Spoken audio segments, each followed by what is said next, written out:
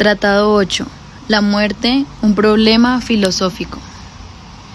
Podemos pensar que toda la filosofía, por no decir toda la cultura, lleva en su origen el propósito de brindar una respuesta al sinsentido de la muerte, como una terapia, como una práctica que no nos resuelve la cuestión de fondo, ya que tal vez no hay un fondo, sino que nos renueva en nuestra búsqueda permanente por intentar comprender aquello que igualmente sabemos incomprensible. La muerte, esa otredad infinita, radical, extraña, imposible, y un ser humano que intenta infructuosamente traspasar las barreras para incorporar esas otredades y quitarle su particularidad. El día que comprendamos a la muerte, dejará de ser la muerte y seguramente emergerán otras otredades. Hay un sinsentido de fondo en una existencia que se sabe finita y que en su concepción lineal del tiempo supone que hay un antes y un después de nuestro momento, de la nada y hacia la nada, de nuestra nada y hacia nuestra nada, ya que algo hay antes y algo habrá después más allá de nosotros, y sin embargo, cuanto angustia el solo suponer la infinita presencia de un antes y un después, más allá de nosotros, el más allá, siempre el más allá, que no es más que el más allá de uno. Sobre la muerte, suele haber tres grandes posiciones que son idénticas a cualquiera de las posturas sobre aquello que Nietzsche llamaba los grandes valores: Dios, el bien, la verdad. Primero, por un lado, la afirmación de la existencia de un más allá como un lugar real donde nuestra vida continúa, o sea, negar la muerte como algo definitivo. 2. Por otro lado, la negación de este más allá y su reemplazo por la afirmación de que con la muerte la vida se termina y punto, o sea, la muerte es algo definitivo, después no hay nada. 3. Y en tercer lugar, el tercero excluido, la posibilidad de pensar desde la terceridad, esto es, de poder salirnos del pensamiento binario y no con otra posición que volvería sobre el binarismo, del tipo, contra el pensamiento binario, afirmo X. Entonces, tercera opción, que es una no opción, frente a las posibilidades que el binarismo nos plantea justamente como posibles, sobre la muerte como extensión, imposible de la vida. No se puede ni afirmar ni negar nada, sino solamente hacer implorar el concepto. Se trataría de pensar, o por otro lado, hasta qué punto la misma vida puede ser entendida, en términos de extensión, como si fuera una línea del tiempo. B. Por otro lado, hasta qué punto aceptaría incluso que la vida fuese una extensión. La muerte permanecería inscripta en esta estructura, como para pensar que hay algo que sigue en la misma medida. C. Pero por sobre todas las cosas, ¿hasta qué punto tiene sentido afirmar o negar algo sobre lo imposible? Me duele la cabeza. El problema, una vez más, es el problema de la verdad, ya que afirmar o negar, ¿qué es una forma del afirmar? Algo es suponer una cierta figura de la verdad, aquella que por lo menos sostiene que entre el discurso humano y lo real hay una especie de correspondencia, o de intento de que lo dicho y lo que hay se correspondan. Pero ¿qué se puede decir sobre la muerte como experiencia? O mejor dicho, ¿qué puede decir uno en primera persona sobre la muerte, si justamente la muerte es el fin de toda experiencia? Me fui caminando por el sendero junto a la vía. La señora quedó a lo lejos. Todo está más oscuro, pero no estoy en la montaña ni en el desierto. Solo estoy perdido en el interior de un barrio del conurbano de esta megalópolis. ¿Qué es Buenos Aires y sus alrededores?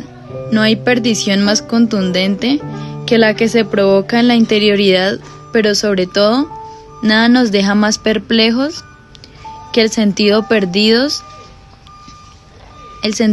perdidos al interior de un sistema de diseño urbano de rectas y diagonales.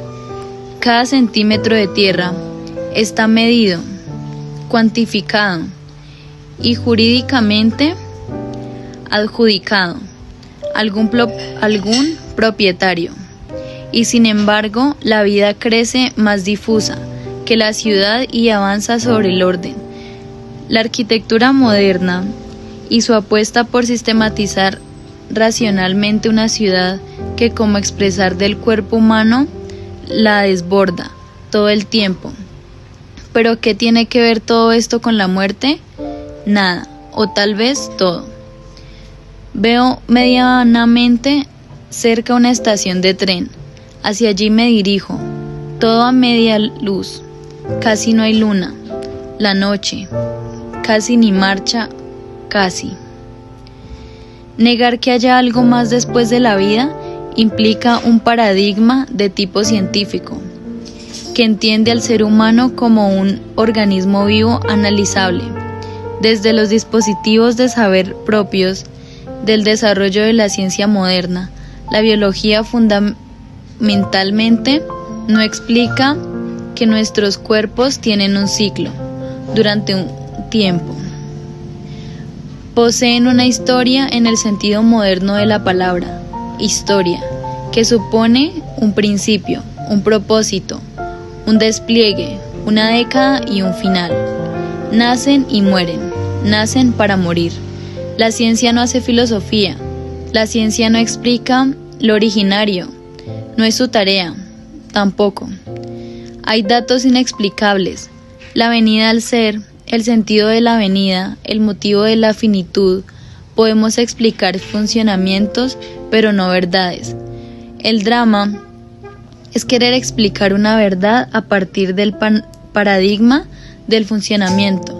Un problema existencial no es un problema cotidiano, es justamente existencial, y por eso se disocia de lo cotidiano aunque surja desde allí. No es la misma lógica la que explica por qué funciona un automóvil que la que intenta explicar por qué hay vida. Mucho de la historia de la filosofía se juega en este desplazamiento, y entonces la muerte es comprendida únicamente como fin del siglo, o fin de la historia, de nuestra propia historia, que es la historia de la especie humana, pero singularizada en cada uno de nosotros. La biología moderna, que es una de las formas discursivas del saber moderno con su propio método y tarea, tampoco. Hay datos inexplicables, la venida al ser, el sentido de la venida, el motivo de la finitud. Podemos explicar funcionamientos, pero no verdades. El drama es querer explicar una verdad a partir del paradigma del funcionamiento. Un problema existencial no es un problema cotidiano, es justamente existencial, y por eso se disocia de lo cotidiano aunque surja desde allí. No es la misma lógica la que explica por qué funciona un automóvil que la que intenta explicar por qué hay vida. Mucho de la historia de la filosofía se juega en este desplazamiento, y entonces la muerte es comprendida únicamente como fin del siglo, o fin de la historia, de nuestra propia historia, que es la historia de la especie humana, pero singularizada en cada uno de nosotros.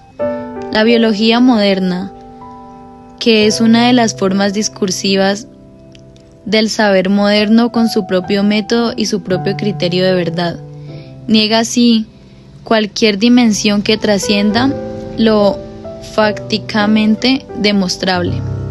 Sobre la muerte no se puede sino especular, ya que, como dice el famoso argumento, nadie volvió del más allá para contarnos algo de ella, o si volvió y nos lo relata, no le creemos. Hace falta la prueba empírica, que es el corazón del método científico moderno. la comprobación en los hechos, como si a los mismos pudiéramos acceder de modo neutral y objetivo. Veo cada vez más cerca lo que supongo que es una estación de tren.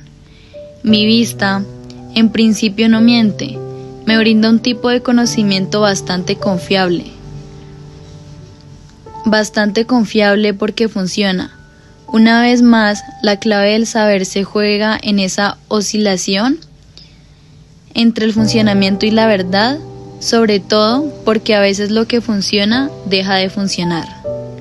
No hay ninguna prueba empírica que satisfaga los criterios mínimos necesarios como para, por lo menos, dejar abierto que con la muerte se inicia otra dimensión de la existencia.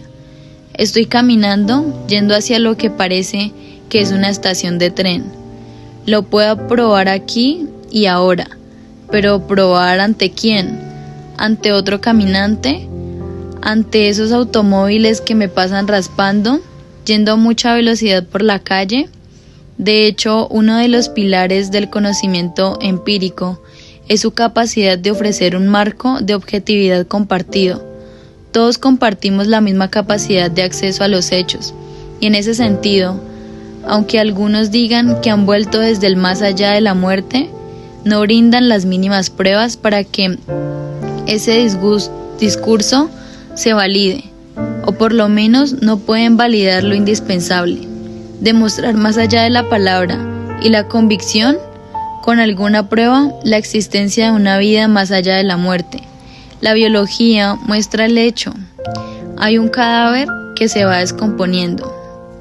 Por otro lado, una lectura metafísica hace de la muerte un pasaje hacia otra dimensión. El ciclo natural de la vida es solo un aspecto de una existencia más amplia que se desarrolla en diferentes figuras, una de las cuales es la espacial, temporal y corpórea y material en la que nos hallamos. Por eso, morir no puede sino significar el pasaje hacia otro pliegue de nuestro ser, y por ello solo se trata de poder especificar bien las formas y contenidos de esa otra vida que continúa. ¿Continúa igual? Evidentemente no. O por lo menos, si continúa igual, lo extraño es la falta de evidencia y continuidad. Si el cuerpo se descompone, entonces hay otro tipo de existencia de la que a priori no sabemos nada, salvo que no continúa igual, o a lo sumo si así fuera. Igualmente no sería similar, ya que se desplegaría como mínimo sin nuestro cuerpo. Todas las filosofías, las metafísicas, pero sobre todo las religiones que nos hablan de una vida después de la muerte, intentan describir las formas de esa otra existencia. Y tal vez en ese propósito se juegue su gran problema y a la vez su gran verdad. Amarrarnos a lo que somos, todo discurso sobre el más allá se describe desde el más acá.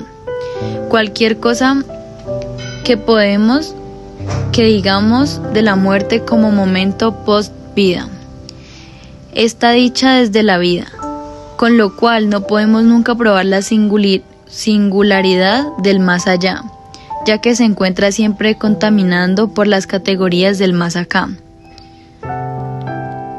Todo lo que se dice sobre la muerte se lo dice desde esta vida, y entonces, ¿por qué creer que se está hablando sobre algo radicalmente desde esta vida?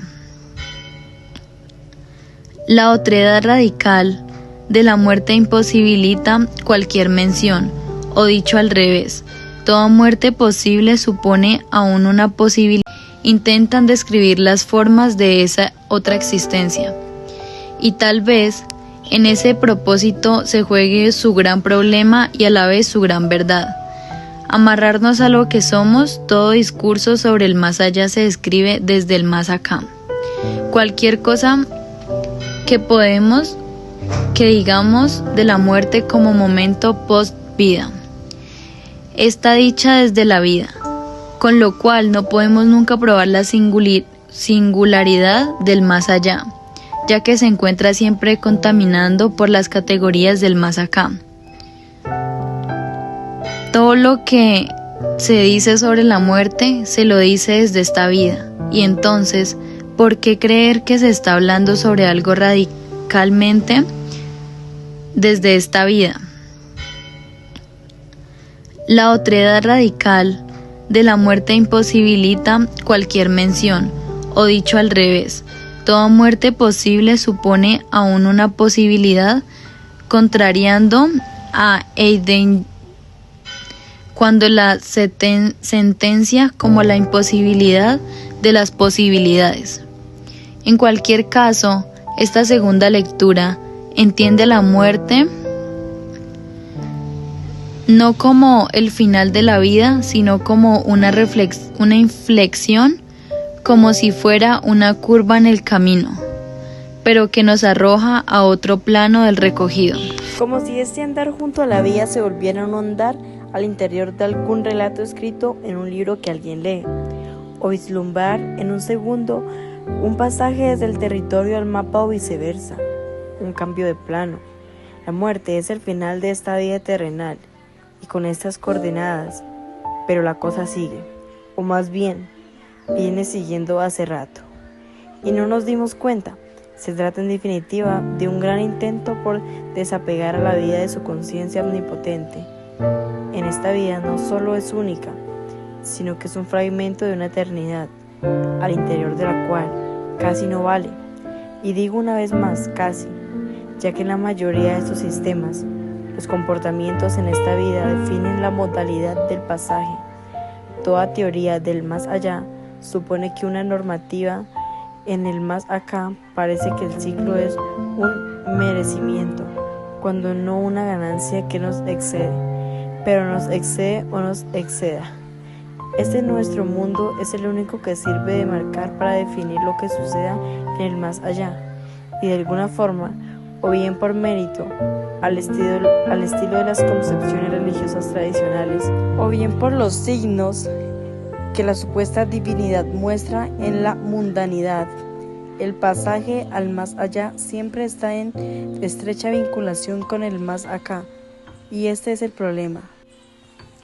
Mi vista llega ahora cada vez más nítida hasta la estación, y finalmente veo que es una estación de tren. Por detrás de ella ya no se ve nada, no sé si hay casas o descampado, no sé qué hay. En todo caso, puedo suponer, imaginar, inventar, deducir lo que haya, y cualquier de estas conjeturas siempre estarán absolutamente vinculadas con lo que yo soy en este momento, con mis conocimientos previos, con mis experiencias, con lo que mi mente puede concebir, y lo mejor o lo peor es que históricamente, es decir, inductivamente, supongo que nunca se me presentó algo que rompiera de modo radical, de modo inaugural, lo que previamente preveía.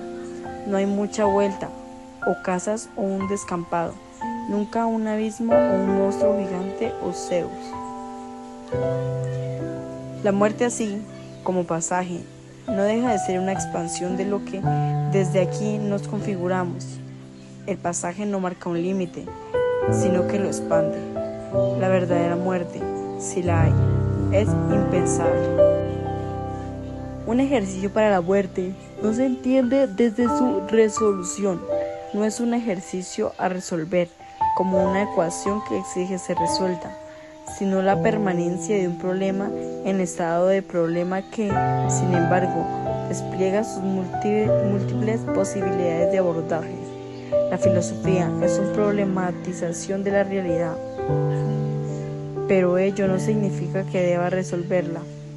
Tampoco se trata de dejar los problemas en estado de problemas sin ningún tipo de acción, sino poder comprender que ningún problema tiene una resolución definitiva. Nuestra cultura se fue constituyendo con el mandato de hallar para los problemas resoluciones donde las grandes cuestiones existenciales se encuentran ausentes, están como selladas, anuladas, y en el interior de la trama surgen y se renuevan las situaciones del día a día, una pelea con la pareja, un proyecto para el año que viene, un amigo que sufre, se cortó la luz, Aplasté a una cucarachita, la maté. La cucarachita es un ser vivo, aunque no resulte simpática, alguna vez nació. Tuvo progenitores que le dieron la vida, la colocaron en un tipo de existencia o otra, para nosotros, pero existencia al fin. Los progenitores le dieron vida, que es como decir que fueron medios para que la vida traspasara hacia un nuevo ser. Pero ¿de dónde salió este nuevo ser? ¿Qué es la vida? Pero sobre todo, ¿por qué termina? Y entonces la cotidianidad siempre muestra su endija y la filosofía arremete con sus energías arrolladas a crear problemas. No hay problemas sueltos, así, tirados en la realidad, y el ser humano los recoge como voy arrancando esos pastizales a mi derecha mientras sigo hacia la estación de tren. Los problemas existenciales se crean. Crear no significa inventar de la nada, porque nada surge de la nada, sino que implica más la conciencia de que la filosofía es una cierta mirada que se proyecta sobre lo real a partir claramente de estos huecos que siempre quedan abiertos en nuestra relación las cosas. Aunque claro está, se puede matar a la cucaracha y seguir la vida, casi como este andar que no sabe hacia dónde se dirige, pero no le importa, ya que aunque suene extraño, no se encuentra impulsado por la racionalidad, sino por el andar mismo, por las piernas. Alguna vez creí que entender que Derrida decía que no se describe con la mente, sino con las manos. Me encanta esa idea plenamente corporal, que, sin embargo, hace también de la mente más cuerpo. Y lo fundamental de que todo sea cuerpo es que los cuerpos mutan, cambian, se mueven internamente, crecen, envejecen, nacen y mueren. Sócrates estaba muriendo, pero no se estaba muriendo porque su cuerpo se estaba muriendo porque en pocas horas lo iban a ejecutar. Podría haber empezado a gritar como loco, podría haberse deprimido, o más bien podría haber intentado escapar, pero no lo quiso. Se cuenta en otro libro de Platón, el Critón, que los alumnos que lo acompañaban sobornaron al guardiacárcel para que lo libere. Pero Sócrates no quiso huir, prefirió atenerse a las leyes de Atenas, prefirió continuar el diálogo y explicar que la muerte no es un mal ante la interpretación atónica de sus discípulos. Escuchó la sirena de un patrullero. Se ve que llamaron a la policía. La señora podrá finalmente denunciar el hecho. Un automóvil más robado en el conurbano bonaerense. La inseguridad acecha. ¿Pero qué inseguridad? ¿La existencial o la cotidiana? No se trataba de un límite difuso. Sócrates, a punto de morir, no se siente inseguro. Tiene todo lo contrario. Está convencido de que la muerte es un bien. ¿Pero por qué? ¿Qué tiene de bueno morir? La muerte es un problema, y como todo problema filosófico nos exige recorridos, pero sobre todo nos pide que sigamos creando recorridos, ya que la tarea de la filosofía se plasma en la multiplicidad de recorridos que cada vez más se pueden ir desplegando para resolver ese problema originario. Recorridos sin punto de llegada, casi como estiletazos que se van dando una y otra vez, en esa extraña sensación que es convertir al saber en un ramillete de bocetos que se van desperdigando por el suelo. Tal vez toda la filosofía no sea más que la elaboración infinitiva de bocetos, tal vez la existencia no sea más que un boceto, ejercitarse para la muerte, ni resolverla ni negarla, sino problematizarla. Obviamente, la estación no tiene cartel, en ningún lado se menciona su nombre. Podría deducirlo ya a esta altura, pero mejor permanezco por un rato más en ese estado de perplejidad y extrañeza. Recuerdo esa idea de Nietzsche, del soñador que descubre que todo es sueño y entiende que no le queda otra que seguir soñando. Dice Nietzsche en La Gaya Ciencia, número 54. Me desperté de pronto en medio de mi sueño, pero solo para tomar conciencia de que estaba soñando y de que necesitaba seguir haciéndolo para no morir. Hay algo de ese estado de toda la filosofía, como un estar adentro y estar afuera todo el tiempo, pero dentro y afuera ¿de dónde? Se trata de no cambiar un dogma por otro dogma más sofisticado y convincente. Frente a la rutina de la vida cotidiana, han surgido y surgen todo el tiempo dispositivos que intentan conectarnos con otras zonas posibles de sentido.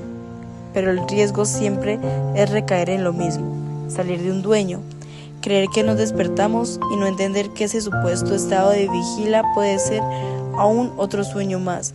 No puede andar perdido sin querer mirar carteles por el resto de mi vida, caminando por estos barrios, ir todos los días a trabajar o ir todos los días a perderse. Siguen siendo ambos conductas rutinarias. Se trata menos de encontrar una rutina alternativa, como poder ir mutando siempre y entender que en la mutación se desprende algo que de ese sentido buscando. La estación está muy sucia y da miedo. No hay nadie a la vista. Me siento en un banco roto sobre el final del andén. La noche está nublada y hace calor. Puedo mirar para arriba, para abajo, para enfrente. Pero una vez más, la soledad y la perplejidad me llevan para adentro. Creo que extraño a alguien, pero no tengo a nadie a quien extrañar. Extraño a alguien. La noche y el extrañamiento son socios insoportables de la melancolía. ¿Qué es esta sensación de falta? ¿Es una falta concreta o es la gran falta de la condición humana haciendo carne aquí? ¿Carne? No se extraña con el alma. No quiero ni que se me aparezca en la mente la palabra amor. Apareció.